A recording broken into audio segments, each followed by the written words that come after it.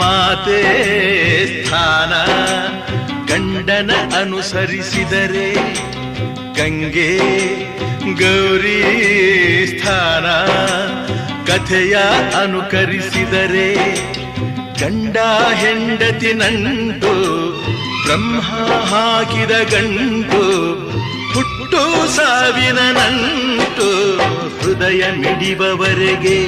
ಪ್ರೇಮದ ತುಟ್ಟ ತುದಿಯವರೆಗೆ